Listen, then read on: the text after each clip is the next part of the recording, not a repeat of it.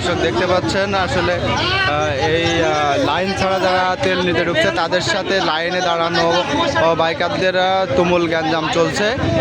আর এই মিরপুর মল্লিক ফিলিং স্টেশনে এখানে দেখা যাচ্ছে আসলে গায়ের জোরটাই বেশি দেখানো হচ্ছে।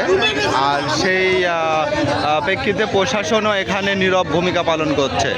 প্রশাসন আসলে এখানে সম্পূর্ণটাই নীরব ভূমিকা পালন করছে আমরা দেখতে পাচ্ছি।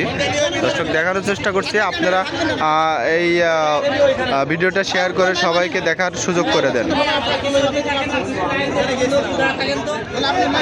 দর্শক দেখানো যাচ্ছে যে এখানে থেকে প্রায় জিয়া রোড পর্যন্ত বিশাল গাড়ির লাইন। গতকালকে এখানে তেল দিয়েছে এবং আজকেও দিচ্ছে এবং জানা যাচ্ছে যে আগামীকালও দেবে।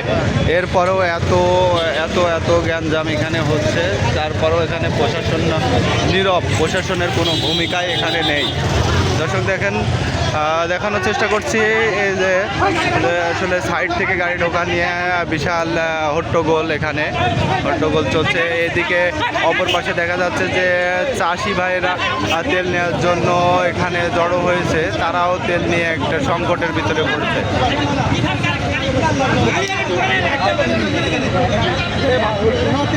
ঢুকতে পারবে না।